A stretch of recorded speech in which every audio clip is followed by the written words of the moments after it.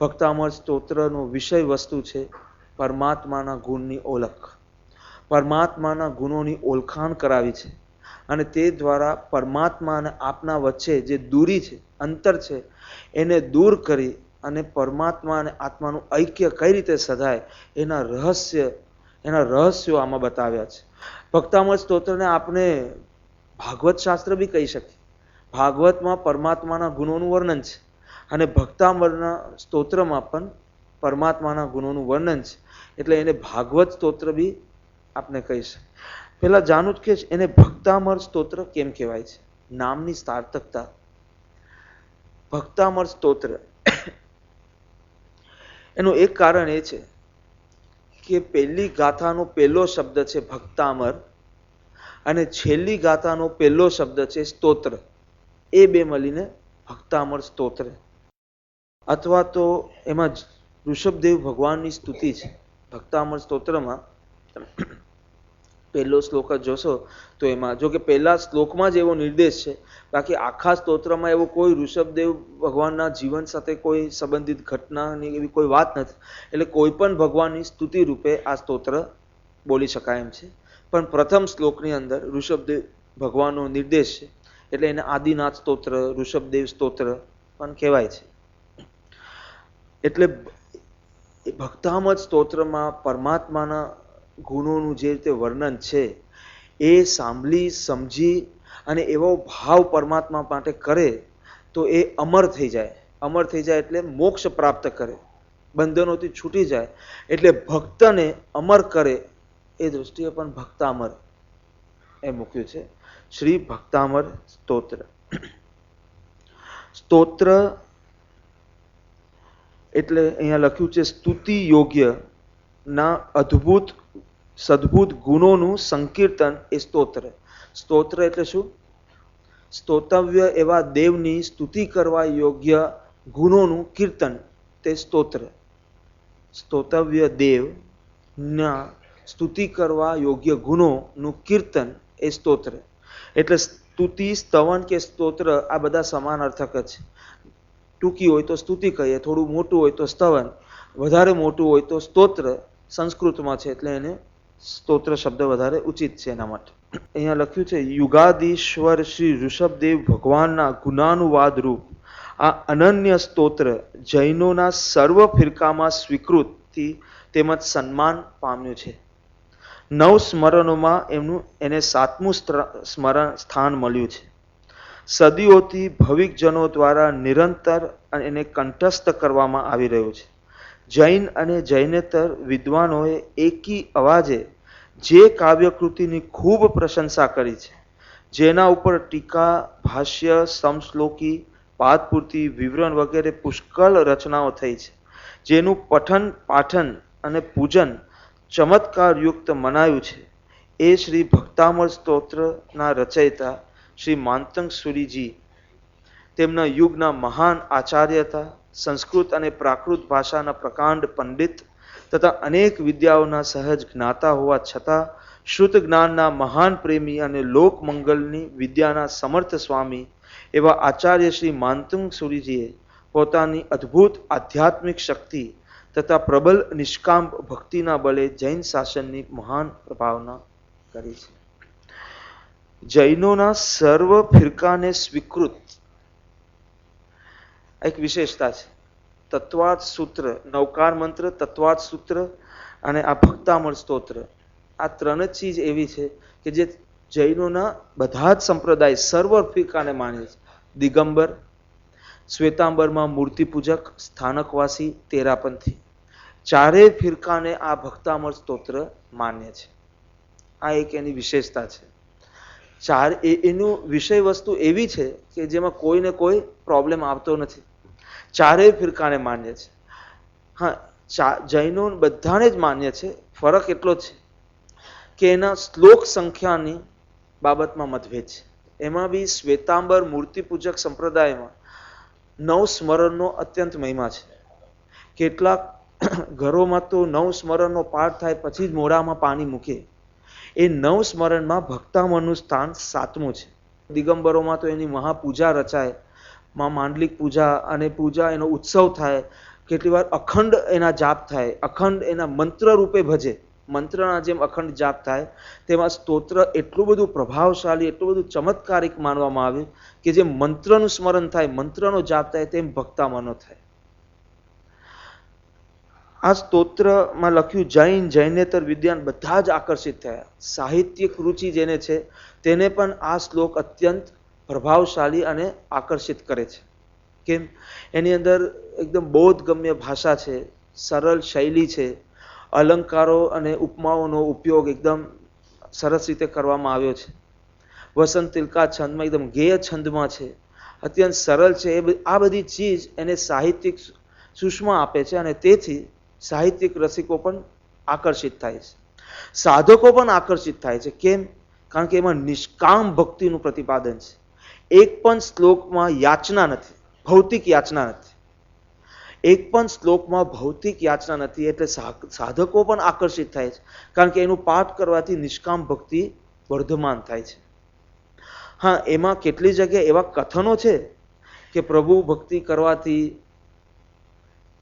સંકટ દૂર થાય છે, વિષનું હરણ થાય છે, રોગ દૂર થાય છે, પણ યાચના રૂપે નથી. વસ્તુ સ્થિતિનું નિરૂપણ અર્થે, વસ્તુ સ્થિતિનું ખાલી ડિસ્ક્રિપ્શન છે. યાચના નથી કે પ્રભુ તમારા સ્મરણથી મારું દૂર થાવ, પ્રભુ તમારા સ્મરણથી આવું થાય છે એનું એક્સપ્લેનેશન છે.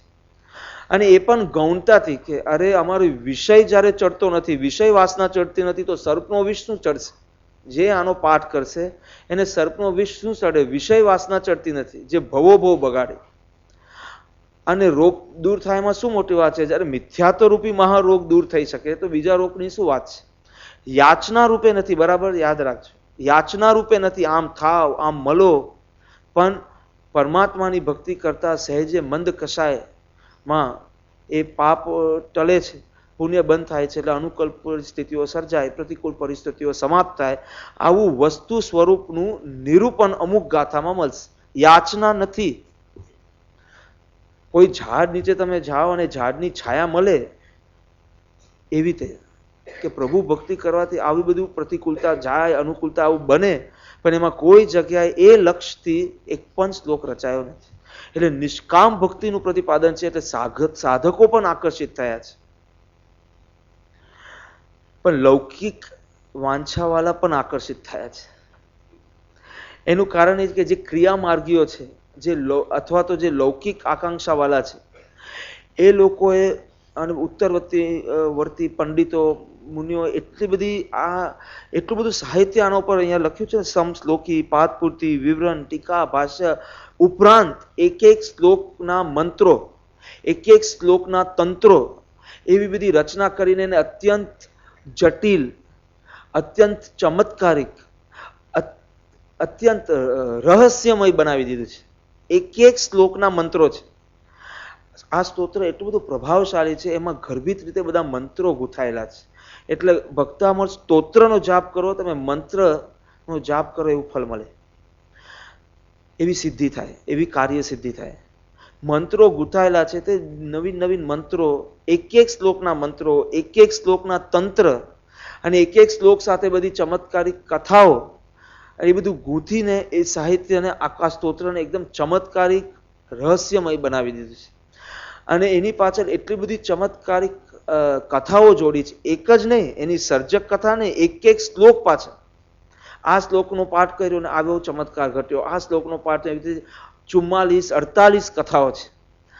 એના કારણે જે લૌકિક ઈચ્છાવાળા છે એ પણ આકર્ષિત થયા. જો કોણ કોણ આકર્ષિત થયું?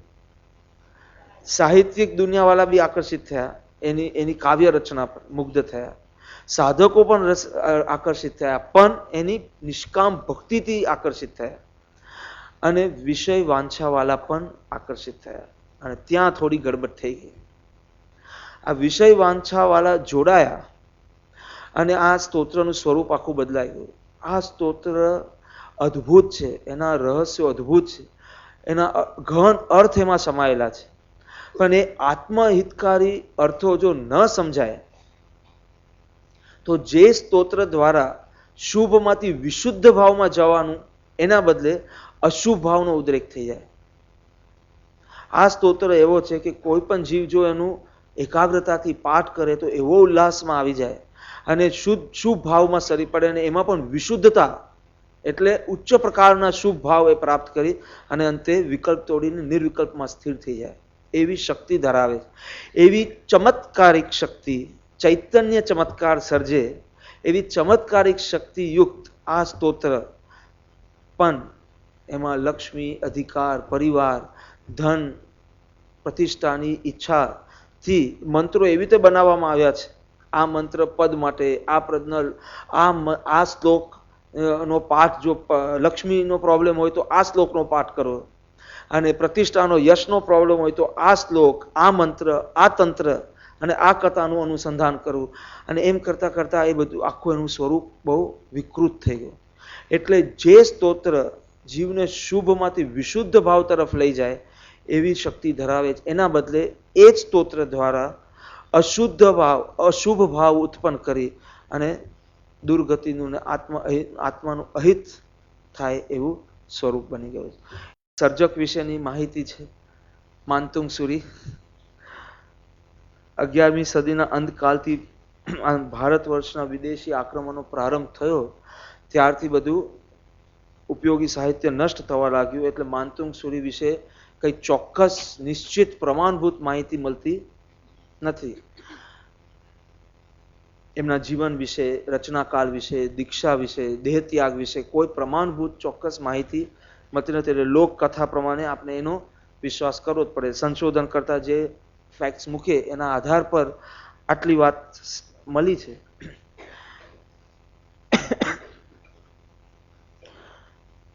સાતમી શતાબ્દીમાં સંશોધન કરતા અને ઘણા વિદ્વાનોનું માનવું છે એના માટે ઘણા મતભેદ છે કારણ કે પહેલી શતાબ્દીથી લઈને 13મી શતાબ્દી સુધીમાં 10 માનતુંગ સુરી થયા છે. માનતુંગ સુરી એમાં કાનો માત્ર બી ફેરફાર નહીં પાછો. પહેલી શતાબ્દીથી 13મી હવે કયા માનતુંગ સુરી એ સાહિત્ય બધું લુપ્ત થઈ ગયું છે. ખાલી આટલા ફેક્ટ ઓથેન્ટિક છે. ભક્તામોદ સ્તોત્ર અને એના રચયિતા માનતુંગ સુરી છે પણ કયા માનતુંગ સુરી એના માટે તો જુદા જુદા મત છે. કોઈ કે છે કે 11મી શતાબ્દીમાં થઈ ગયા રાજા ભોજના દરબારમાં માનતુંગ સુરીની ઘટના ઘટી છે પણ એ બી શક્ય નથી લાગતું કારણ કે 11મી શતાબ્દીમાં કુમારપાલ રાજાએ હેમચંદ્રાચાર્યને વિનંતી કરી હતી કે મહારાજા ભોજ જૈનોના દ્વેષી છે તો એનું સંસ્કૃત શું કામ શીખવું તમે કોઈ નવા સંસ્કૃત વ્યાકરણનું નિર્માણ કરો અને હેમ સંસ્કૃત વ્યાકરણની રચના થઈ અને હેમચંદ્રાચાર્યએ એમના કોઈ ગ્રંથમાં ભક્તામણનો ઉલ્લેખ કર્યો છે એટલે ભક્તામણની રચના 11મી શતાબ્દી પહેલા થઈ હોવી જોઈએ. 10મી શતાબ્દીમાં સિદ્ધર્ષિ ગણી થઈ ગયા અને એમને એક શ્લોક ટાંક્યો છે એમના ગ્રંથમાં ભક્તામણ એટલે 10મી શતાબ્દી પહેલા બી થયા એટલે 9મી શતાબ્દીથી મોડી તો આ રચના નથી. 9મી શતાબ્દી 3જી થી 9મી વચ્ચે એની રચના થઈ છે. એમાં વિદ્વાનોનું માનવું છે કે 7મી શતાબ્દીમાં મહારાજા હર્ષવર્ધન થઈ ગયા એ સમયમાં એ વિદ્યમાન હતા અને વારાણસી નગરીમાં એમનો જન્મ થયો હતો. બ્રાહ્મણ હતા, દીક્ષા લીધી હતી. શ્વેતાંબરો કહે છે કે દિગંબરમાં દીક્ષા લઈ અને પછી શ્વેતાંબર સાધુ બન્યા હતા. દિગંબરો કહે છે પછી શ્વેતાંબરમાં દીક્ષા લીધી હતી અને પછી દિગંબર સાધુ થયા. બંને માને છે કે મુનિ હતા, નિર્ગ્રંથ મુનિ હતા એટલે એ દ્રષ્ટિથી પણ આપણે કઈ એમાં પડવાની જરૂર નથી. એટલે સમય વિશે 7મી શતાબ્દી હર્ષવર્ધનના સમય સંપ્રદાય વિશે બી કોઈ માહિતી નથી. બાકી નિર્ગ્રંથ મુનિ રાજ હતા બસ. અને એની સર્જન કથા આ ભક્તામર કેવી પરિસ્થિતિમાં સર્જાયું એના વિશે બહુ લાંબી કથા છે. એક તો કથા એટલી બધી કથાઓ છે કે કઈ કહું તમને. હું મૂકું છું 5-7 રેન્ડમ, તમે કહો કઈ કહું. એક એવી કથા છે કે રાજા ભોજ અને કાલિદાસના સમયમાં બનેલી કોઈ ઘટના સાથે આ ઘટનાનો સંબંધ છે. રાજા ભોજ ઉજ્જૈન નગરી ધારા નગરીના માલવાના નરેશ સમ્રાટ રાજા ભોજ અને કાલિદાસ અને એ વખતના સમયમાં એક છે રાજા ભોજ અને ધનંજય કવિની સાથેના સંબંધ ધરાવતી કોઈ કથા. એક રાજા ભોજ અને બાણભટ્ટ અને મયુરભટ્ટ સાથેની કથા, એક હર્ષવર્ધન અને બાણભટ્ટ મયુરભટ્ટ સાથેની કથા. કઈ કહું? બધી મોડે કરીને આવ્યો છું. કઈ કહું?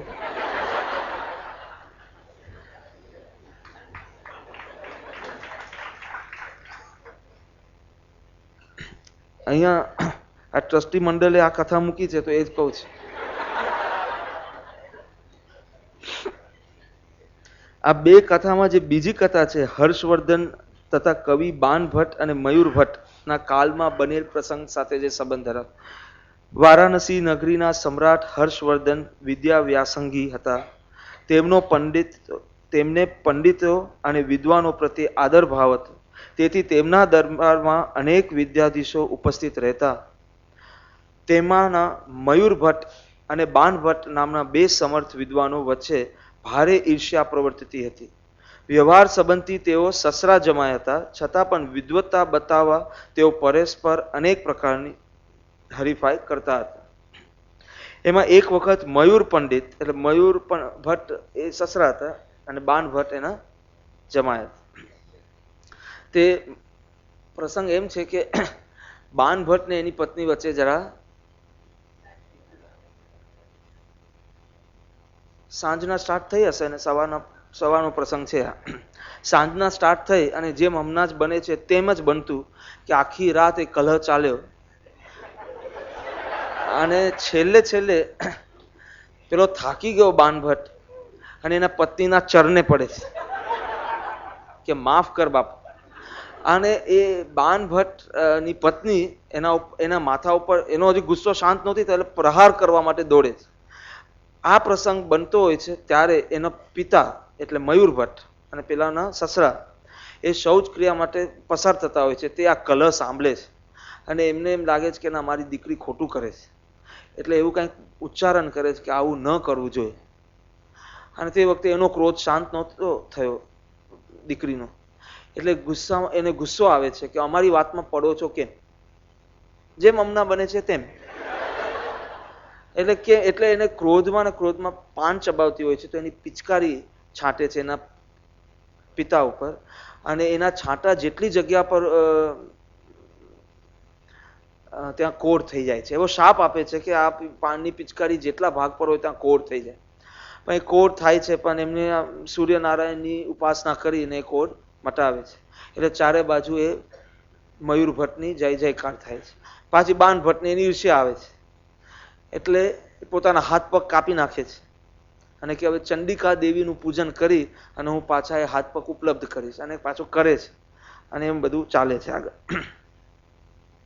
આ બધી ઘટના બની પછી એક વખત રાજસભામાં, એટલે રાજા અત્યંત, કયો રાજા? અમુકમાં રાજા ભોજ છે, અમુકમાં રાજા હર્ષવર્ધન છે, જે માનવું હોય. એ વખત રાજસભામાં ચર્ચા ચાલી કે આવી ચમત્કારી શક્તિ શૈવ સિવાય અન્ય કોઈ ધર્મ મતમાં હોઈ શકે નહીં. ત્યાં ઉપસ્થિત જૈન સભાજનોએ વિનયપૂર્વક વાંધો ઉઠાવ્યો અને પ્રભાવશાળી જૈનાચાર્ય શ્રી માનતુંગ સુરીજીનો પ્રશંસાન્વિત ઉલ્લેખ કર્યો. ત્યારે વિચરતા માનતુંગ સુરી એ નગરીમાં આવ્યા હતા. હવે આ વારાણસીમાં બન્યો છે, ઉજ્જૈનમાં બન્યો છે, એ વિશે બી અનેક કથાઓ છે, જ્યાં બી બન્યો છે. ઉજ્જૈન લઈએ આપણે, થોડો ચેન્જ. તો ઉજ્જૈનમાં તે વખતે માનતુંગ સુરીનું વિચારવું થયું એટલે જૈન શ્રાવકો વિનયપૂર્વક વાંધો કરે અને મહાપ્રભાવશાળી માનતુંગ સુરીનો ઉલ્લેખ કરે છે. આચાર્ય શ્રી માનતુંગ સુરીજીનો આ વાતની જાણ થતા તેમને કહ્યું કે શ્રમણ ભગવાન મહાવીર પ્રણીત વિતરાગ માર્ગના આરાધકો હંમેશ આત્મકલ્યાણ તરફ જ દ્રષ્ટિ રાખે છે. અમે તો ક્યારે પણ કોઈને ચમત્કારથી નમસ્કાર કરાવવા ઈચ્છતા નથી, છતાં જો રાજા જૈન ધર્મનો મહિમા જોવા ઈચ્છતો હોય તો તેમ કરી શકાશે. હવે અમુક કથાઓમાં એમ છે કે આવીને ચમત્કાર માટે હા નથી પાડી, પણ મૌન જ રહ્યા હતા એટલે રાજા કોપાયમાન થયો, ઉશ્કેરાયો અને એમને સમાધિસ્થ અવસ્થામાં બી બંદીગસ્ત કરીને કેદમાં મૂક્યા અને એમાં આ ઘટના ઘટી. આમાં કે જે સામેથી આવ્યા અને કહે છે કે અમે ચમત્કારથી નમસ્કાર માનતા નથી, પણ જૈન ધર્મમાં કોઈ પ્રભાવશાળી વ્યક્તિ નથી, જૈન ધર્મનો કોઈ પ્રભાવ નથી, એવું જો તમે માનતા હો તો પ્રત્યક્ષ. રાજાએ સૂરીજીને રાજસભામાં આદર સન્માન સહિત બોલાવ્યા અને તેમને પોતાની શક્તિનો પરચો બતાવવા વિનંતી કરી. સૂરીજીએ પોતાના હાથમાં તેમજ પગમાં બેડીઓ નાખવાનું અને આખા શરીરને સાંકલોથી જકડી લેવાનું કહ્યું. એમ કર્યા પછી દરેક સાંકલના બંધ આગળ એક એક તાળું મારવામાં આવ્યું. ત્યાર પછી તેમને એક અંધારા ઓરડામાં તાળા મારી પહેરગીરો વચ્ચે મૂકવામાં આવ્યા. ભક્તિથી ગદગદિત થયેલા સૂરીજીના હૃદયમાંથી ત્યારે અહોભાવ ભરી વાણી પ્રગટી ઉઠી. ભક્તામર પ્રણત મૌલી મની પ્રભાના શબ્દોથી શરૂ થતું શ્રી આદેશ્વર ભગવાનનું સ્તોત્ર રચાવા માંડ્યું. એક પછી એક ભક્તિ સબળ શ્લોકો પ્રગટવા લાગ્યા. ભક્તિનો એવો અતિશય હતો કે સ્તોત્રના એક એક શ્લોકે એક એક સાંકળ તૂટતી ગઈ અને એક એક તાળું ખુલતું ગયું. એ રીતે સ્તોત્ર પૂરું થતાં સઘળા બંધન તૂટી ગયા, ઓરડાના દ્વાર ખુલી ગયા ને તેઓ મુક્ત થઈને બહાર આવ્યા. ચારે બાજુ સૂરીજીનો જય જયકાર થવા લાગ્યો અને સર્વત્ર જીન શાસનનો પ્રભાવ ફેલાયો. રાજાએ મહા મહોત્સવ કર્યો. સૂરીજીએ રાજાને જીન સિદ્ધાંતનો બોધ કરી તેમના હૃદયમાં વિતરાગ શાસન પ્રત્યેની આસ્થા જગાડી અને સમજાવ્યું કે માત્ર ચમત્કારથી રીઝાઈ જવું નહીં, આમ તેમને વિતરાગના અનુયાયી બનાવ્યા.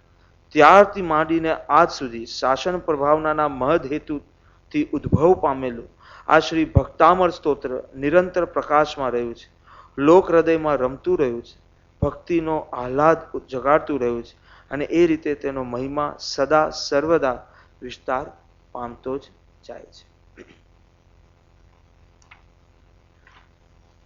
અમુક કથાઓમાં એમ છે કે માંતુંગ સૂરીજીને બોલાવવામાં આવ્યા ત્યારે તેઓ ધ્યાનમાં લીન હતા. પછી સેવકો પાછું કમ્પ્લેન કરે છે રાજાને કે અમે ઘણું કહ્યું છતાં આવતા નથી અને થોડુંક મીઠું મરચું નાખીને કાન ભંભેરે છે. એટલે આજ્ઞા કરે છે કે જેવી અવસ્થામાં હોય તેવી રીતે પકડીને લાવો. અને એ ધ્યાન અવસ્થામાં જેમને લાવવામાં આવે છે રાજ દરબાર, બોલવાનું કહે છે પણ મૌન હોય છે, સમાધિસ્થ હોય છે, બોલતા નથી. એટલે સાંકળથી ને 48 કે 44 બેડીઓથી એમને બાંધી અને ભોયરામાં કેદી બનાવે છે, બંદી બનાવે છે. અને ત્યાં પણ આખી રાત સમાધિ અવસ્થામાં રહ્યા અને સવાર પ્રભાતમાં આદેશ્વર ભગવાનની સ્તુતિમાં ગુણગાન કરવામાં ભક્તિભાવમાં ભક્તામર પ્રણત મૌલી મની પ્રમાણે રચના થાય છે અને બેડીઓ તૂટે છે અને રાજા પછી પશ્ચાતાપ કરે, ક્ષમા માંગે છે. એ રીતે બી કથા ચાલે. પણ આ બાહ્ય ચમત્કાર ભક્ત માટે કોઈ મહત્વની વાત નથી. આવું બને એમાં પણ મહત્વ નથી અને કોઈ ન બને તો પણ ચૈતન્ય ચમત્કાર તો અવશ્ય ઘટે, ભાવની નિર્મલતા અવશ્ય થાય એવી ભક્તની શ્રદ્ધા હોય છે. અને એ શ્રદ્ધાપૂર્વક આપણે ભક્તામર પાઠનો આરંભ કરીએ. પહેલો શ્લોક અને બીજો શ્લોક એ બંને સાથે લઈએ છીએ.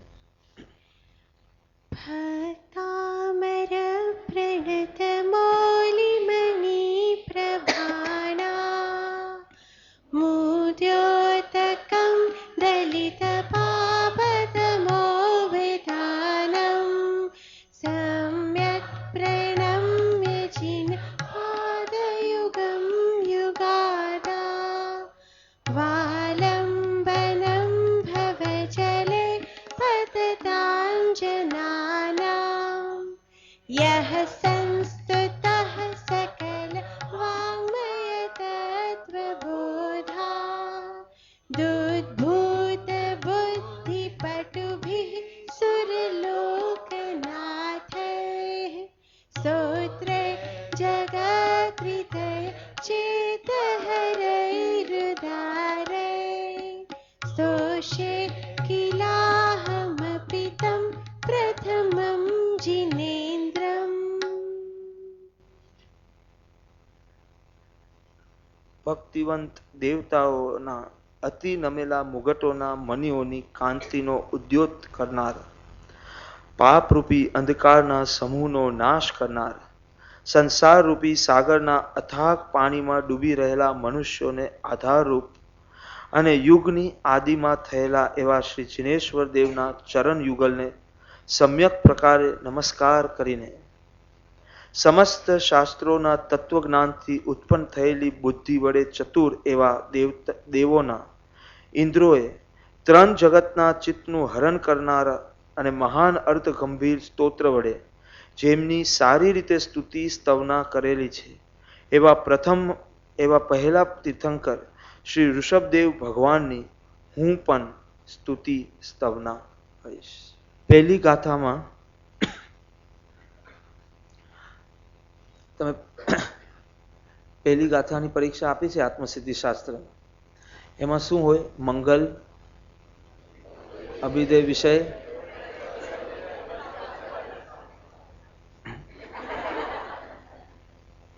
એમ અહીંયા પણ પહેલી ગાથામાં મંગલ અને બીજી ગાથામાં અભિધેય વિષય. પહેલી ગાથામાં ઈષ્ટદેવને નમસ્કાર રૂપ મંગલ કહ્યું છે, મંગલાચરણ કર્યું છે. બીજી ગાથામાં સ્તોત્રનો અભિધેય વિષય, સ્તુતિનો સંકલ્પ કર્યો છે. એટલે પહેલી ગાથામાં સ્તોત્ય અથવા તો સ્તુતિ કરવા યોગ્ય એવા પરમાત્માને નમસ્કાર કર્યો છે, એમના ચરણમાં નમસ્કાર કર્યા છે. અને બીજામાં એમની સ્તુતિ કરવાનો સંકલ્પ છે. પછી આગળમાં એટલે ત્રીજી, ચોથી, પાંચમી, છઠ્ઠી ગાથામાં સ્તુતિનો ઉત્સાહ બતાવવામાં આવ્યો. એમ કરીને પછી સ્તુતિ શરૂ થાય છે, સ્તવન શરૂ થાય છે, સ્તોત્ર શરૂ થાય છે. તો પ્રથમ ગાથામાં સ્તુતિ કરવા યોગ્ય એવા આદેશ જિનેશ્વર ભગવાન, પ્રથમ તીર્થંકર ઋષભદેવ ભગવાન ના ચરણ કમલ કેવા છે? ત્રણ આપ્યા છે. ભક્તિવંત દેવતાઓના અતિ નમેલા મુગટોના મણિઓની કાંતિનો ઉદ્યોત કરનાર, ફર્સ્ટ. પાપરૂપી અંધકારના સમૂહનો નાશ કરનાર, સેકન્ડ. સંસાર રૂપી સાગરના અથાગ પાણીમાં ડૂબી રહેલા મનુષ્યોને આધાર રૂપ, થર્ડ. યુગના આદિમાં થયેલા એવા જિનેશ્વર ભગવાનના ચરણ કમલ કેવા છે? તો કે આ ત્રણ એવા ચરણ કમલ જેમના છે એમના ચરણમાં હું નમસ્કાર કરીને, એમ કરીને બીજો શ્લોક શરૂ થાય છે. એટલે આપણે 5 ચીજ આમાં સમજવાની રહેશે. એક તો યુગના આદિમાં થયેલા એવા જિનેશ્વર દેવના ચરણ યુગલ, એક. પછી ચરણ યુગલ કેવા છે એ 3.4. અને પાંચમું સમ્યક પ્રકારે નમસ્કાર કરીને, 5 ચીજ. આ 5 ચીજ કરી અને પછી શ્લોક 2 માં સ્તુતિનો સંકલ્પ કરે છે. એ બી બહુ સરસ રીતે અભિવ્યક્ત થયું છે. તો પહેલા જોઈએ કોના ચરણ કમલ. અહીંયા લખ્યું છે યુગની આદિમાં થયેલા એવા શ્રી જિનેશ્વર દેવ. યુગની આદિમાં એટલે યુગના શરૂઆતમાં ધર્મયુગના આદ્ય પ્રવર્તક એવા ઋષભદેવ ભગવાન, એ ઋષભદેવ ભગવાનના ચરણમાં નમસ્કાર. પાછળ તો લખ્યું છે હું ઋષભદેવ ભગવાનની સ્તુતિ કરું છું. યુગના આદ્ય પ્રવર્તક કેમ કયા? બીજી ગાથાની પરીક્ષા માટે થોડી તૈયારી શરૂ થઈ ગઈ હશે એટલે એના અનુસંધાનમાં જ કહું. એક કાલચક્ર કેટલા સાગરોપમ? 20 કોડા કોડી સાગરોપમનો એક કાલચક્ર. એમાં 2 ભાગ, ઉત્સર્પિની અને અવસર્પિની. ઉત્સર્પિની 10 કોડા કોડી. પરીક્ષાની દ્રષ્ટિએ, તમારી બીજી ગાથાની પરીક્ષાની દ્રષ્ટિએ બી આ મહત્વનું છે. ભવ ભ્રમણથી ખેદ, ભવનો ખેદ પામવા માટે બી બહુ મહત્વનું છે. એટલે જે બી આશય હોય તમારો બરાબર સમજવા જેવું. એક કાલચક્ર 20 કોડા કોડી સાગરોપમ. 20 સાગરોપમ નહીં, 20 કોડા કોડી સાગરોપમ.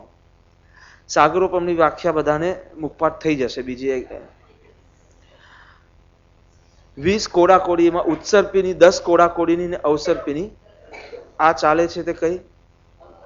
અવસર્પિનીનો 5મો આરો. અવસર્પિનીનો પહેલો આરો 4 કોડા કોડી સાગરોપમ, બીજો આરો 3 કોડા કોડી સાગરોપમ, ત્રીજો આરો 2 કોડા કોડી સાગરોપમ, ચોથો આરો 1 કોડા કોડી સાગરોપમ -42,000 અને પાંચમું ને છઠ્ઠું મળીને 42,000. એટલે 10 કોડા કોડી સાગરોપમનું ઉત્સર્પિની, 10 કોડા કોડી અવસર્પિની. આ અવસર્પિનીના ત્રીજા આરાના અંતમાં આદેશ્વર ભગવાન થઈ ગયા. તો ગત 24ના છેલ્લા ભગવાન નિર્વાણ પામ્યા. ગત ચોવીસીના આગલી ચોવીસીના છેલ્લા ભગવાન નિર્વાણ પામ્યા અને આ ચોવીસીના પહેલા ભગવાન આદેશ્વર ભગવાન થયા. એ વચ્ચે કેટલો ગેપ છે એ જોઈ લે. 18 કોડા કોડી સાગરોપમ.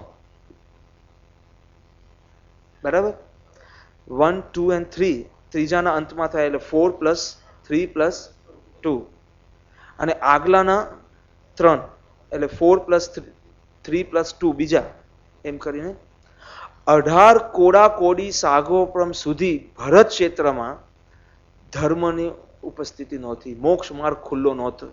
ભોગભૂમિ જેવી રચના હતી. કલ્પવૃક્ષો હતા, યુગલિક જીવો હતા. બધી જ આવશ્યકતાઓ કલ્પવૃક્ષ નીચે જઈને પૂરી થતી. ન કર્મ ન ધર્મ.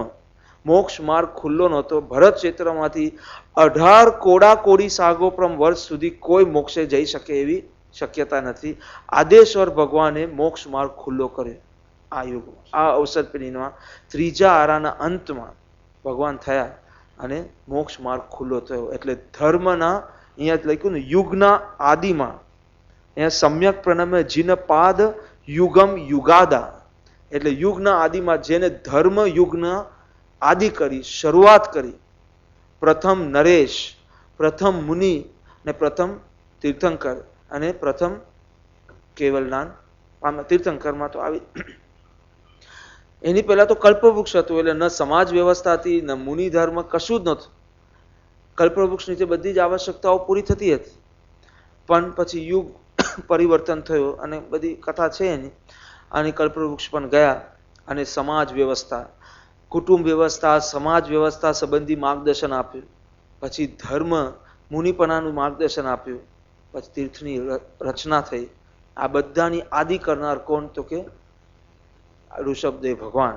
એમના ચરણ કમલમાં નમસ્કાર.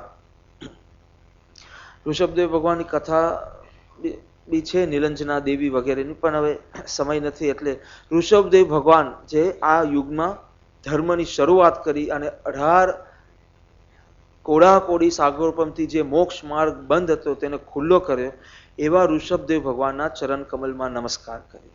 તો ઋષભદેવ ભગવાનના ચરણમાં કેમ, માથા પર, માથે કેમ નહીં? ચરણ તો, પગ તો નિકૃષ્ટ અંગ કહેવાય. ઉત્તમ અંગ કયું કહેવાય? શરીર. શરીરનું ઉત્તમ અંગ કયું કહેવાય? ઉત્તમ અંગ માથું. તો માથે નમસ્કાર કરે ને, પગે નમસ્કાર કેમ કરે? ચરણ કમલમાં નમસ્કાર કેમ?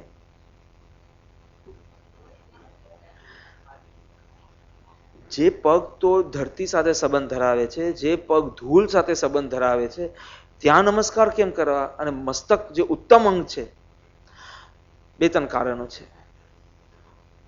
માથે નમસ્કાર કરવા ને તો માથું ફૂટે, ટકરાય પહેલાથી.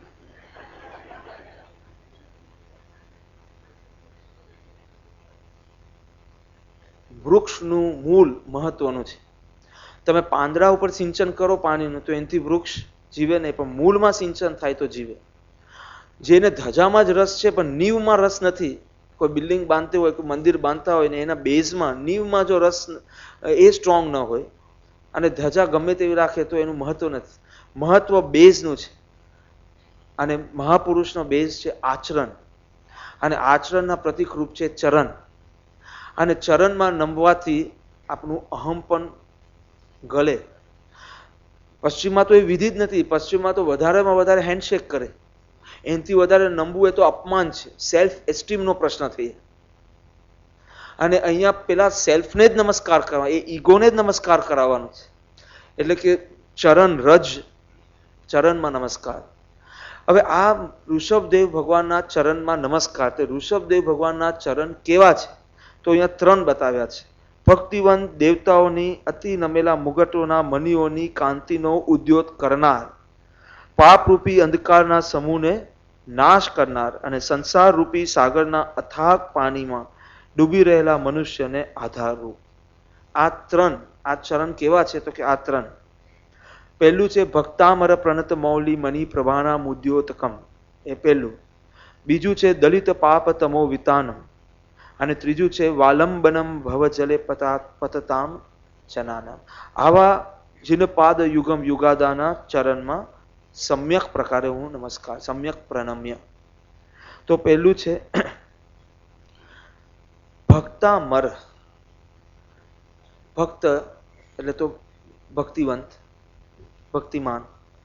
અમર એટલે દેવ. અહીંયા અમરનો અર્થ દેવ છે. કઈ રીતે? દેવોનું આયુષ્ય ખૂબ મોટું હોય, અસંખ્ય વર્ષોનું હોય. એમાં પ્રથમ દેવલોકના ઇન્દ્ર સૌધર્મેન્દ્ર એક સાગરો પણ મોટું આયુષ્ય છે. એટલે મનુષ્યની દ્રષ્ટિએ જાણે કે ખૂબ જીવે છે એટલે એક અપેક્ષા એમને અમર કીધા છે. ત્યાં પણ અંતો છે જ, પણ મનુષ્યની દ્રષ્ટિએ અમર કીધા છે. એટલે અમર એટલે દેવ. ભક્તિવંત દેવો ના અતિ નમેલા મુગટો. મુગટ શબ્દ દ્વારા કેટલાક એમ અર્થ કરે છે કે ઇન્દ્રની વાત છે, પણ બધા જ દેવોના માથે મુગટ હોય. પણ મુગટ એ સમૃદ્ધિનું, સામ્રાજ્યનું પ્રતીક ગણાય છે, અધિપતિ, એનું આધિપત્યનું. એટલે એ મુગટના અર્થ આપણે દેવોના ઇન્દ્ર પણ કરી શકીએ. કે ઋષભદેવ ભગવાનના ચરણ કેવા છે? તો કે ઇન્દ્રો પણ નમે છે. અહીંયા માનતુંગ સૂરીની શું દ્રષ્ટિ છે અને લોકોએ કેવો અર્થ કર્યો છે એ ખાસ સમજવા જેવો છે. ઇન્દ્રો પણ નમે છે, એમાં ઇન્દ્રને ઇન્દ્રપદ તુચ્છ લાગે છે અને ભગવાનના ચરણ મહત્વના લાગે છે એમ કેવું છે. અને આપણે થાય ઇન્દ્ર નમે છે. વાત એમ છે કે ઇન્દ્ર નમે છે. ઇન્દ્ર મુગટ એટલે તમારી આખી સમૃદ્ધિ. આમ રાજા સિંહાસન પર બેસે તો મુગટ માથે હોય, એ મુગટ નમે છે. એટલે પાછો ભક્તિવંત દેવ હોવો જોઈએ, એટલે સમ્યક દ્રષ્ટિ વાળો દેવ. એને જ આવી શ્રદ્ધા હોય કે આ બધા વૈભવ કરતા આદેશ્વર ભગવાનના, આદિનાથ ભગવાનના ચરણ વધારે મહત્વના છે. આ સમ્યક દ્રષ્ટિ જીવની શ્રદ્ધા કે મારી પાસે આટલો બધો વૈભવ છે પણ કાંઈ નથી. જીનેન્દ્રની ભક્તિ કરે એનાથી જે પુણ્ય બંધાય, એનાથી એ ઇન્દ્ર બને છે. ઇન્દ્રના ફળથી એને જે આખી એની જે સમૃદ્ધિ છે, એ પુણ્યના ફળ રૂપે એની જે સમૃદ્ધિ છે એને તુચ્છ લાગે છે. એને રાગનું ફળ નથી જોઈતું. રાગનું ફળ ઇન્દ્રપદ, એને વિતરાગતાનું ફળ જે સર્વજ્ઞ પદ છે એમાં રસ છે. એટલે આ ભક્તિવંત અમર, ભક્તિમાન, ભક્તામર, સમ્યક દ્રષ્ટિ યુક્ત જે ભક્ત હશે એને જ આવી શ્રદ્ધા હશે કે મારા સર્વ વૈભવ સામે તમારા ચરણ રજની મહિમા વધારે છે. ભગવાનના 1 કરોડ દેવો ભગવાનની સેવામાં લાગેલા હોય છે. એમાં બી સૌધર્મેન્દ્રને 32 લાખ વિમાનોનું એ સ્વામી છે અને ઈશાનેન્દ્ર છે 28 લાખ વિમાનના સ્વામી છે. એવા દેવો, હજી તો સમય નથી એટલે વર્ણન કરતો નથી એ દેવોનું, પણ દેવોની સમૃદ્ધિ કેવી છે, એ લોકોનું કેવી સત્તા અને કેવી સમૃદ્ધિ છે, એવા દેવો પણ નમે છે. ક્યાં નમે છે? આદિનાથ ભગવાનના ચરણ કમલમાં. તો એ ચરણનો મહિમા કેટલો તે બતાવે છે કે ભક્તિવંત દેવતાઓના અતિ નમેલા મુગટોના મણિઓની કાંતિનો ઉદ્યોત કરનાર ઋષભદેવ ભગવાનના ચરણ, જીનેશ્વર ભગવાનના ચરણ કેવા છે? તો કે એક તો દેવ, એમાં બી ઇન્દ્ર. ઇન્દ્રનું વર્ણનનો સમય નથી, નથી એ વર્ણનથી તમે સ્તબ્ધ થઈ જાઓ, અંજાઈ જાઓ. એનું મુગટનું વર્ણન છે, મુગટનું વર્ણન જો કરવા બેસો તો એનાથી અંજાઈ જાઓ. એટલો બધો પ્રકાશવંત છે, એટલો બધો એની જે મણિ છે એ મુગટમાં, એ એટલો બધો પ્રકાશવંત છે. પણ એ જ્યારે પ્રભુના ચરણમાં નમે છે અને એ મુગટ જ્યારે પડે છે પ્રભુના ચરણમાં, તો પ્રભુના અંગૂઠામાંથી નીકળતો જે પ્રકાશ, એ પ્રકાશમાં પેલો ઝાંખો પડી જાય છે. વિચાર કરો, અંધકારમાં કોઈ ચીજ પ્રકાશિત કરવાની હોય, આ તો પ્રકાશિતને પ્રકાશિત કરે છે. સમજાય? નહીં સમજાયું? અહીંયા લાઈટ ન હોય, અંધકાર હોય અને કોઈ ચીજ પ્રકાશિત કરે તો અંધકારમાં પ્રકાશિત થાય. પણ આ પ્રકાશવંત જ છે અને એની ઉપર બીજો પ્રકાશ આવે કે જેમાં આચ્છાદિત થાય આનો પ્રકાશ, તો આનો મહિમા કેટલો. આના તેજ, આના પ્રકાશના કિરણો ભગવાનના નખ ઉપર પડે છે, અંગૂઠા ઉપર. અંગૂઠાના નખમાંથી એવા કિરણો, એવા એ પ્રકાશનું કારણે એવા રંગબેરંગી એવા કિરણો છૂટે છે કે જેનાથી આ આ ઉદ્યોતિત થાય છે, આ પ્રકાશિત થાય છે. આ છે કેવા તો કે કાંતિયુક્ત, પ્રકાશયુક્ત, મણિયુક્ત, પણ એને પણ ઉદ્યોત કરનારા છે. ભક્તિવંત દેવતાઓના અતિ નમેલા મુગટોના મણિઓની કાંતિનો ઉદ્યોત કરનાર, કાંતિનો ઉદ્યોત કરનાર. કઈ કલ્પના કરી શકાય? આપ અંધારામાં ટોર્ચ નાખી હોય અને કોઈ ચીજ પ્રકાશિત થાય એ સમજાય, પણ પ્રકાશિતને ઉદ્યોત કરનાર, પ્રકાશને ઉદ્યોત કરનાર, આહા, પ્રકાશને ઉદ્યોત કરનાર. એટલે એક બાજુ દેવોની માન્યતા શું છે કે અમારો બધો જ વૈભવ તુચ્છ છે અને પ્રભુના ચરણ કમલ જ, એટલે એ મુગટ મૂકી દે છે, એનો વૈભવ તુચ્છ છે અને તમારા ચરણ કમલની સેવા જોઈએ છે, એ ભાવથી નમસ્કાર કરે ને. ભક્ત અમાર કયા ભાવથી કરાય છે? દેવતાઓ જેવી વૃદ્ધિ મળો. દેવતાઓ વૃદ્ધિ છોડીને મુગટો મૂકી દે છે ચરણમાં, અને આપણે ભક્તામાં શેના માટે કરીએ છીએ કે લક્ષ્મીનું કષ્ટ હોય તે જાય. લક્ષ્મીનું પ્રતીક મૂકવામાં આવે છે પ્રભુના ચરણ કમલમાં, અને લક્ષ્મી માટે ભક્તામરનો પાઠ થાય છે. બસ આ ભ્રાંતિ તોડવા માટે આપણે આ પાઠ કરીએ છીએ કે જે ચીજ તુચ્છ બતાવી છે એ ચીજનો મહિમા અને એની યાચના પાછી. તો ભક્તિવંત દેવો કહે છે કે આ અમે તમારા નખના તેજના કારણે નમસ્કાર નથી કરતા, આ તો તમારો પણ પુણ્યોદય છે, પણ એની અંદર રહેલું જે પવિત્ર આત્મા એ અમને ખેંચે છે. આ સમ્યક દર્શનની રીત. કોઈને સમ્યક દર્શન પ્રાપ્ત કરવું હોય તો આ રીત કે વૈભવમાં અહમમ બુદ્ધિ નહીં ને પ્રભુના ચરણ કમલમાં અહમમ બુદ્ધિ થાય અને એ મૂલ્યવાન લાગે. આ અર્યંતની ભક્તિ અને આ સમ્યક દર્શનની રીત. બસ આ આત્મ અનુભવની પ્રક્રિયા કે મહિમાનું ટ્રાન્સફર. ભક્તિવંત દેવતાઓના અતિ નમેલા મુગટોના મણિઓની કાંતિનો ઉદ્યોત કરનાર એક. સમજાયું? આ બીજું, પાપરૂપી અંધકારના સમૂહનો નાશ કરનાર. પાપરૂપી અંધકાર. આ ચરણમાં નમસ્કાર, આ ચરણનું શરણ લેતા જ મારા અશુભ ભાવ ટલતા અને હું શુભ ભાવમાં આવતા એક નિર્મલ પરિણમન હું અનુભવું છું.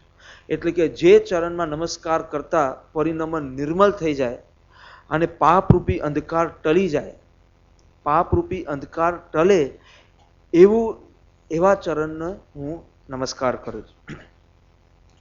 અહીંયા જો પાપરૂપી લખ્યું છે, પાપ, આપણે પાપ સાંભળીએ ને ત્યારે મનમાં ચાલે વિઘ્નો. વિઘ્નો નાશ કરનાર ચરણ કમળ. પાપ એટલે મિથ્યાત્વ અને કશાય ભાવ, અને મિથ્યાત્વ અને કશાય ભાવ ટલે છે, અને એ ટલે એની સાથે બહિરમાં પાપનો ઉદય બી હોય કે પુણ્યનો ઉદય બી હોય, પણ અંદર આવી ઘટના ઘટે કે પાપરૂપી અંધકાર જાય, પાપ ભાવ જાય, પાપનો ઉદય જાય જ એવું કોઈ ગેરંટી અહીંયા નથી આપી અને એવું કોઈ ઉલ્લેખ બી નથી કર્યો. સમજાય છે તમને?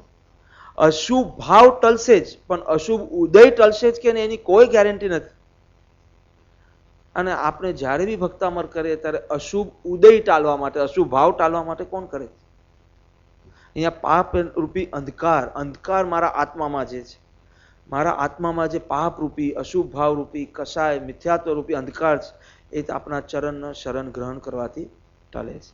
એટલે આ બહુ મહત્વનું છે કે અંદર નિર્મલતાનું પરિણામ હોય, પણ જો બહાર એવો નિકાચિત કર્મનો ઉદય હોય તો બેડી ન પણ તૂટે, અને જો એ નિકાચિત ન હોય તો અંદરનું જે એ પરિણામ છે એના કારણે પાપનો ઉદય ટલી પુણ્યનો ઉદય થાય તો બેડી ટલી પણ જાય. બેડીનું ટળવું અને અંદરની ઘટનાને જોઈન કરવાની કઈ જરૂર નથી. અને ભક્તામરના પાઠને ડાયરેક્ટ કારણ કાર્ય સંબંધ પોતાના ભાવ સાથે છે અને બહારની ઘટના સાથે નહીં. Happy or not happy? ના, તમને એમ હોય કે આ વિઘ્ન જો ટળતા ન હોય તો ભક્તામર કેમ કરીએ? તો હું કહું કે મહાવિઘ્ન ટળશે. બધા વિઘ્નનું જે મૂળ આજે એકવાર સમજમાં નથી આવતું. આજે પૈસાની આફત હોય કે સંબંધ તૂટતા હોય કે સ્વજન વિદાય લેતા હોય, એ જ બધા વિઘ્ન લાગે છે. પણ મોટું વિઘ્ન છે અજ્ઞાન તિમિર, અને એનું હરણ કરનાર આચરણમાં એ તાકાત છે. સમય સંસાર રૂપી સાગરના અથાગ પાણીમાં ડૂબી રહેલા મનુષ્યોને આધારરૂપ પ્રભુના ચરણ કમલ કેવા છે? તો કે સંસાર રૂપી સમુદ્રમાં નૌકા સમાન છે, તારી દેવા.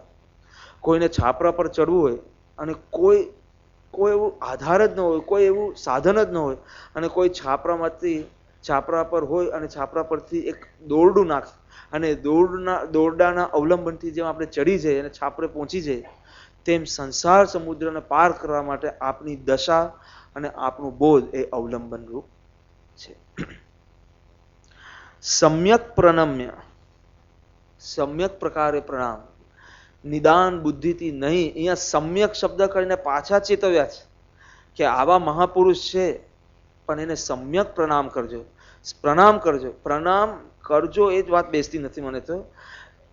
હું જાણું છું કે બહુ સારું શાસ્ત્રીય સંગીત ચાલે, શાસ્ત્રીય નહીં, જે તમને ગમતું હોય તે, એમાં તાલી પાડવાની હોય છે કે તાલી પડાઈ જાય છે?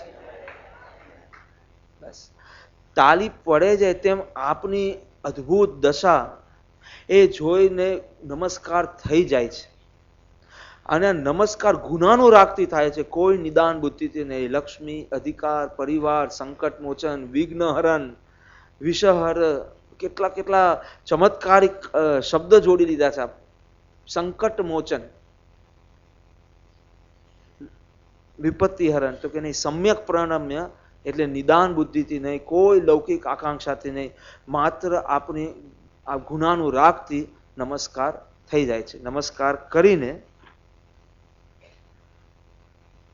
સમસ્ત શાસ્ત્રોનો બીજો શ્લોક, સમસ્ત શાસ્ત્રોના તત્વજ્ઞાનથી ઉત્પન્ન થયેલી બુદ્ધિ વડે ચતુર એવા દેવોના ઇન્દ્રોએ ત્રણ જગતના ચિત્તનું હરણ કરનારા અને મહાન અર્થ ગંભીર સ્તોત્ર વડે જેમની સારી સ્તુતિ કરી છે એવા ઋષભદેવ ભગવાનની હું પણ સ્તુતિ કરીશ.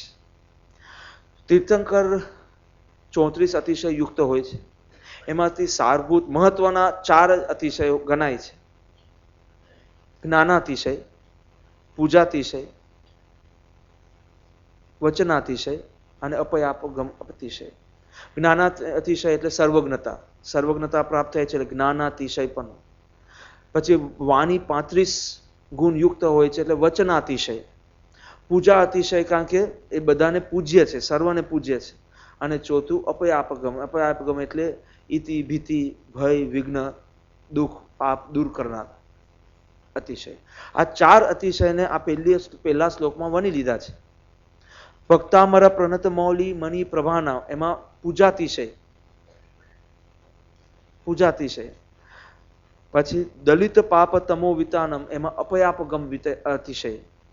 અને વાલંબનમ ભવ જલે પતાતામ જનાનમ, એમાં આવી જાય જ્ઞાન અતિશય અને વચન અતિશય. કારણ કે એમની સર્વજ્ઞ દશા અને એમનો બોધ, આ બે જ આપણે તારે છે. એમના દશાનું, મુદ્રાનું અવલંબન અને એમના વચનનું અવલંબન, આ આપણે તારે છે. એમ 4 અતિશય પહેલા શ્લોકમાં ગૂંથી અને બીજા શ્લોકમાં હવે સ્તુતિનો સંકલ્પ કરે છે. આવા ભગવાન, એમના ચરણનો આવો મહિમા, એવા ચરણ કમલમાં સમ્યક રીતે નમસ્કાર કર્યા. હવે શું? હવે હું એમની સ્તુતિ કરીશ, એમના ગુણોની હું સ્તુતિ કરીશ, નમસ્કાર કરીને અટકીશ નહીં. આવો ભાવ ક્યારે જાગે છે? ભયંકર પરિસ્થિતિમાં, જેમાં આપણે ટેન્શન થઈ જતું હોય, આપણે જેલમાં હોય ત્યારે આવા પરિણામ થાય.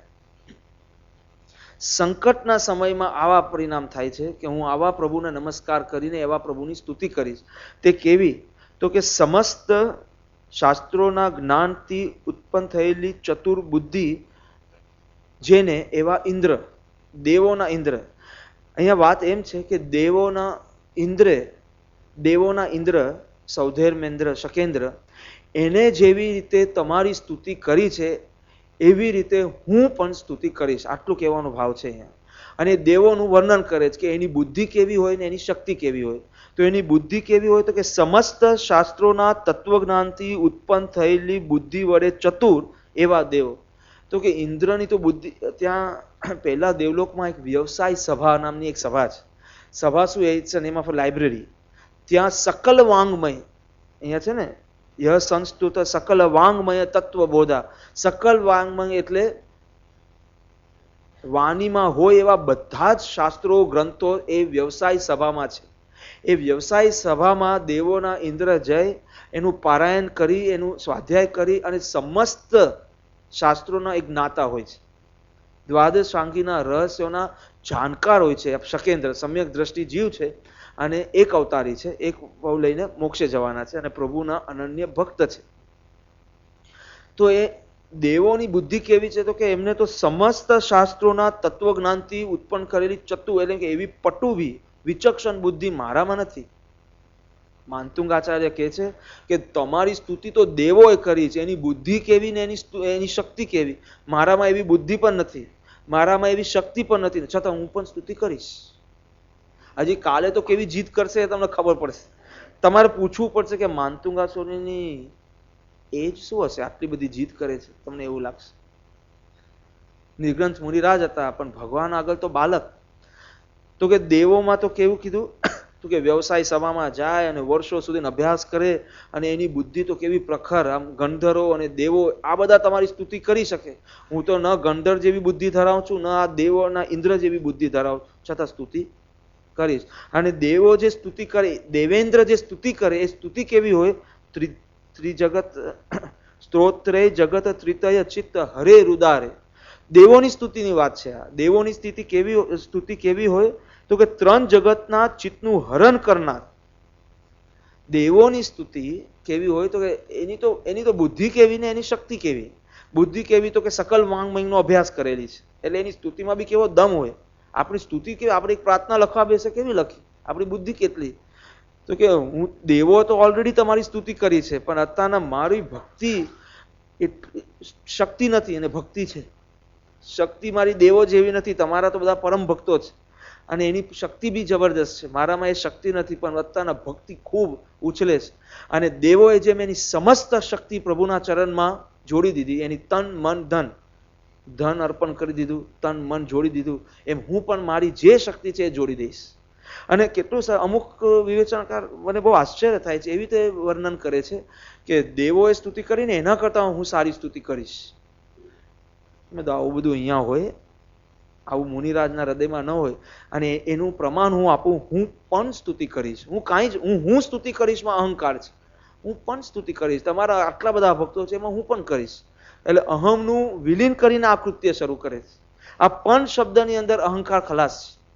હું સ્તુતિ કરીશ, હું તમને હાર પહેરાવીશ, હું પણ હાર પહેરાવીશ. ક્યાં છે આમાં અહંકાર? હું પણ એવા તન્મય થઈ ગયા છે અને તન્મયતામાં પોતાની શક્તિનો વિચાર જ નથી કરતા કે પોતે સ્તુતિ કરવા લાયક છે કે નહીં. ભક્તિમાં તન્મય. એકવાર તાનસેન અને અકબરની સભા હતી. તાનસેન એના ગીતો, એની ધૂન ચલાવતો હતો અને અકબર તો શાસ્ત્રીય સંગીતના મર્મગ્ન હતો, એટલે એ માથું એનું ડોલવા લાગે. તાનસેન શરૂ થાય અને અકબરનું માથું ડોલવા લાગે અને અકબરનું માથું ડોલે તેમાં બધા સભામાં માથા ડોલવા લાગે. તો એકવાર અકબરને થયું કે આ બધા સમજતા હશે, કારો અવરો છે, કયા રાગ ચાલે કે ડોલ્યા જ કરે. બિરબલને કહે છે કે મારી સભા કેટલી બધી મર્મગ્ન છે, કેટલી શાસ્ત્રજ્ઞ છે, સંગીત, શાસ્ત્રીય સંગીત. તો કે આપણે કાલે જોઈએ એટલે બીજા દિવસે ઘોષણા કરે છે કે તાનસેન જ્યારે ગાશે ત્યારે જે બી માથું ડોલાવશે, જેનું માથું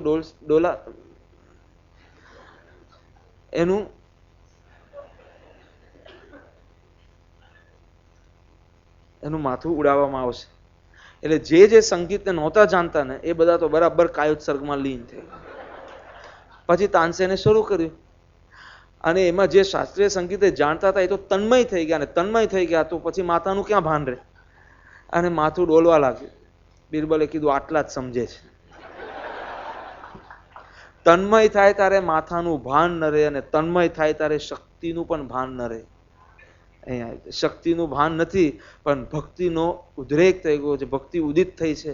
અને એ ભક્તિમાં કહું કે તમારા ભક્તો તો બધા 1 કરોડ તો દેવો તમારા ભક્તો છે.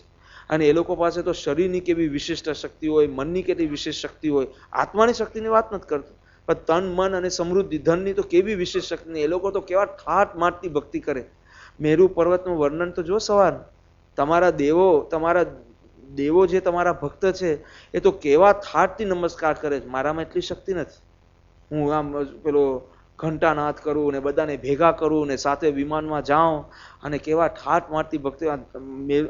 પાંચે પાંચ કલ્યાણક દેવો ઉજવે, કેવા ઠાઠ મારતી ઉજવે. એ લોકો ભક્તિ કરી શકે, તપ ન કરી શકે, ચારિત્ર લઈ ન શકે. એટલે ભક્તિમાં પૂરી શક્તિ જોડી દે. અને એમ કહે છે કે ઇન્દ્ર મેરુ પર્વત પર જાય અને ભગવાનનું આ જન્મ કલ્યાણક ઉજવે. આવી શક્તિ છે આપણામાં? આવી ભક્તિ હોઈ બી શકે, પણ શક્તિ ક્યાં છે? અને મેરુ પર્વત પર એમ કે અભિષેક કર્યા પછી શકેન્દ્ર તાંડવ નૃત્ય કરે ભગવાન પાસે. એમ કહેવાય છે કે તાંડવ નૃત્ય કરે અને 1008 નામ ગુણવાચક નામોથી પ્રભુની સ્તુતિ કરે. આપણે લખીને 4-5 લખીએ, પરમ પૂજ્ય, પરમ ઉપકારી, બસ થાકી જઈએ. આપણી એનાથી વધારે શક્તિ બી ક્યાં છે? કેટલા શબ્દો આવે? પરમ વિતરાગી, પરમ દયાળુ, પરમ મયાળુ, પરમ કૃપાળુ, બસ. આપણી પાસે શક્તિ 5-6 શબ્દની છે. અને ઇન્દ્રની શક્તિ તો સકલ વાંગમયથી એની બુદ્ધિ પટુવી થઈ ગઈ ને, વિચક્ષણ બુદ્ધિ છે. એનું તો શું બુદ્ધિ ને કેવી શક્તિ! તો કે તાંડવ નૃત્ય કરે. હું તો થોડીક વાર ચામર ડાન્સ કરું તેમાં હાથ પગ બધા ઢીલા થઈ જાય. પણ ભક્તિ મારી વધારે એના જેવી હશે, શક્તિ નથી. એટલે હું ભક્તિથી કહું છું કે હું દેવતાએ જેમ તમારી કરી તેમ હું પણ તમારી સ્તુતિ કરીશ. 5 કલ્યાણક પ્રભુના ઉજવે છે દેવો, અને એમાં ઇન્દ્રનું સ્થાન મુખ્ય હોય છે. અને ચ્યવન, જન્મ, દીક્ષા, કેવલ જ્ઞાન અને નિર્વાણ. એટલે અહીંયા બસ એ જ વાત કરે છે કે હું કઈ દેવોની ને દેવેન્દ્રની શક્તિ જોઈને ગભરાઈ નથી ગયો કે હવે દેવેન્દ્ર જેવી મારામાં શક્તિ નથી તો એના કરતા ગુપચુપ જ બેસવું બરાબર છે. આપણામાંથી કેટલાને એમ થાય ને આપણી શક્તિ નથી એના કરતા ગુપચુપ બેસે. એ કે કોઈ ધાવક હોય ને એ દોડતો હોય, એમાં કોઈ બાળકે દોડવાનું જેમ ને એને ચાલવાનું તો શરૂ કરાય ને. એ દોડી નહીં શકે. કોઈ ધાવક હોય, કોઈ શું એથ્લીટ, એ એમ કે દોડે છે તો એનું જોઈને બાળકને પણ મન થઈ જાય. પિતા દોડતા હોય તો બાળકને પણ મન થઈ જાય. તેમ દેવેન્દ્રની ભક્તિ જોઈને મને પણ મન થયું કે હું પણ તમારી સ્તુતિ કરું. એમ હું પણ સ્તુતિ સ્તવના કરીશ. એમ સ્તુતિ કરવા યોગ્ય એવા પરમાત્માનો મહિમા ગાયો, નમસ્કાર કરી, સ્તુતિનો દ્રઢ સંકલ્પ કરી અને સ્તોત્ર શરૂ થાય છે.